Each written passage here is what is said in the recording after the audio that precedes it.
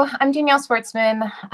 My position is a chief economist with the federal government, specifically with NOAA, the National Oceanic and Atmospheric Administration's Office of National Marine Sanctuaries. To get to this position in terms of talking about educational requirements, I do have a bachelor's, master's, and PhD. My PhD, the field of concentration I focused in was natural and environmental economics. So it's a more specific field within the economic profession. A lot of what I do revolves around valuing, whether monetary or non-monetary, the benefits that people receive from the environment. And specifically with working with Office of National Marine Sanctuaries, that means I'm looking at the value of ocean places, or kind of ocean parks, if you will. It doesn't really require any other licenses, but in terms of skills, or perhaps not necessarily credentials, but I do have several training in various software, econometric software tools. So some people I work with might use R or Python. I have training in Stata, SAS, and an input-output software called Implant. So very technical, but if you were to go into the field, you'd probably recognize some of those technologies. And even as early as undergrad, you can start to learn some of them.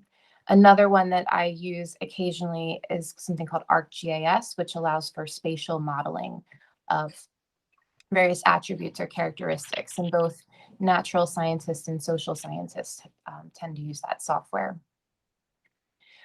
So as I said, I work for the federal government. I do have access to some training, or as I need specific training for my career, that isn't an option available to me.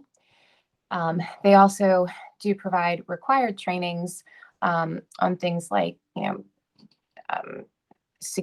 technology and security and things like that, and responsible use of the internet, or maintaining federal records, things like that, that we're required to do. In terms of the skills that are most important for my job, mathematics is definitely one that I would recommend, or statistics, preferably both, probably. And then the other, skill which people might not think about, which is also very important, is the ability to communicate. So science communication, more specifically. Economics can be a very technical discipline. And oftentimes most people are not trained in the more upper level economic jargon or language. So part of my responsibility is taking the studies that we do and transforming them, or being able to communicate them in a way that most people would be able to understand who don't have this kind of specialized training. Various jobs in the field. So if you were to go into natural or resource economics, I won't necessarily talk to the specific types of jobs, but maybe the more towards the types of work you might do. So as I said, I tend to work more on the valuation side of natural resources. But if someone were to focus on environmental economics, then you might be looking more so at efficient levels of pollution. And yes, there are efficient levels of pollution if you're an economist. Some people might choose to focus more specifically in fisheries economics, which is another one. So looking at what are sustainable yields, or how much fish can be taken to where that fishery is still sustainable and can continue to rejuvenate and produce more fish. A subset is also agricultural economics, which is another discipline which you could also choose to specialize in.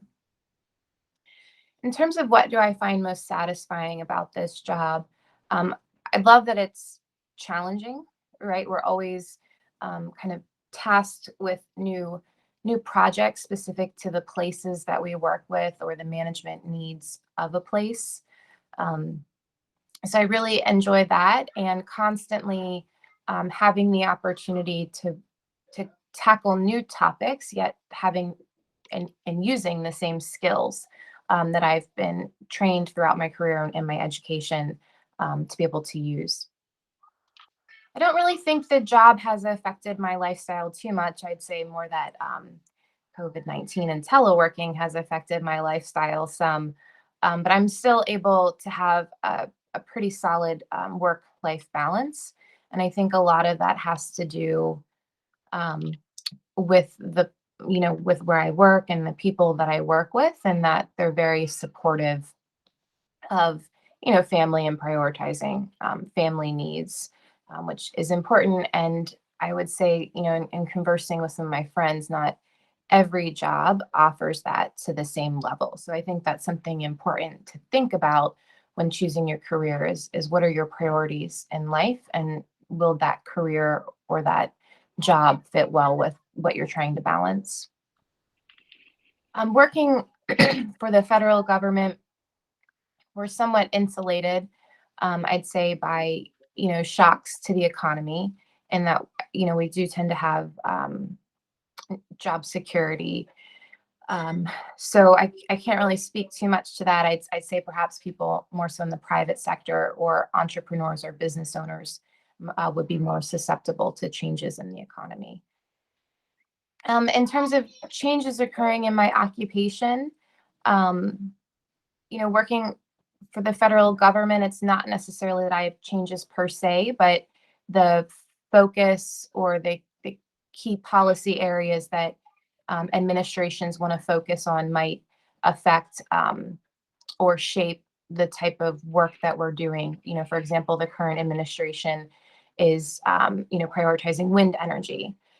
So, understanding how wind energy might change the value of resources that people um, use, whether positively or negatively, is something that I might be tasked with to do some more of. So, it doesn't necessarily affect, um, my hours or my work life balance, but it might shape the direction of some of the research that we conduct to fulfill our mandates.